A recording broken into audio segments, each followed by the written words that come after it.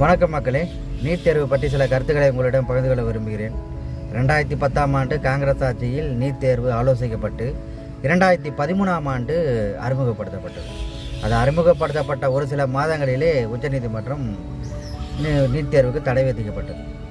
அது ஒரு சில வருடங்கள் பிறகு 5 நீதிபதி கொண்ட அமர்வு 2016ஆம் ஆண்டு நீட் தேர்வு இருக்கலாம் என்று சொல்லப்பட்டது. கடந்த 10 வருடங்களாக நீட் தேர்வு உள்ளது. 10 வருஷமாக ஏகப்பட்ட குளறுபடிகள், நீட் தேர்வில் போராட்டங்கள் தொடர்ந்து வண்ணம் உள்ளது. இந்தியாவிலே தமிழ்நாட்டில் தான் நீட் தேர்வுக்கு எதிராக அதிக போராட்டங்களும் எதிர்ப்பும் நடந்து கொண்டு உள்ளது. நீட் தேர்வு எனக்கு தெரிஞ்ச வரைக்கும் ஒரு நன்மையும் இருக்குது, தீமையும் இருக்குது. நான் நன்மையாக பார்க்குறது என்னென்னா,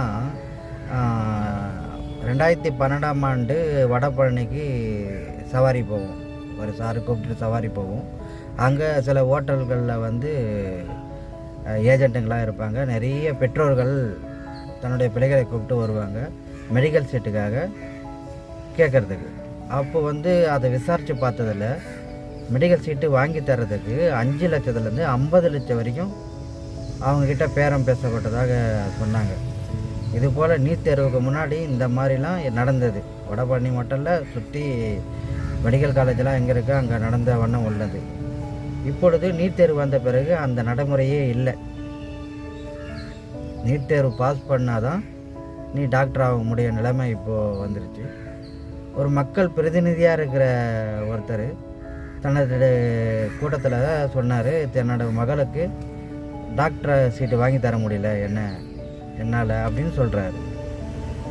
நீட் தேர்வு இல்லாமல் இருந்தால் அவருடைய அதிகாரத்தை பயன்படுத்தியும் பணபலத்தை பயன்படுத்தியும் டாக்டர் சீட்டு வாங்கி தந்துட முடியும். நீட் தேர்வு வந்ததால் வாங்கி தர முடியல.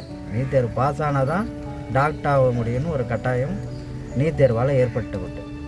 இதெல்லாம் ஒரு நீட் தேர்வில் ப்ளஸ் பாயிண்ட்டாக இருக்குது.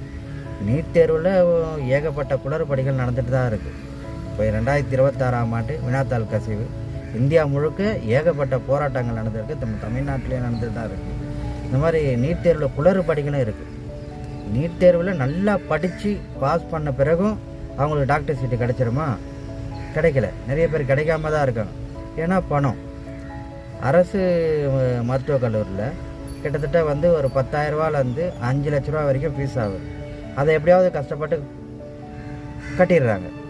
ஆனால் தனியார் மருத்துவக் கல்லூரியில் கிட்டத்தட்ட மார்க்கு குறைவாக இருந்தாக்கா ரேங்க் லிஸ்ட்டில் அவங்களுக்கு 1 கோடி வரைக்கும் பேரம் பேச மாதிரி சொல்கிறாங்க.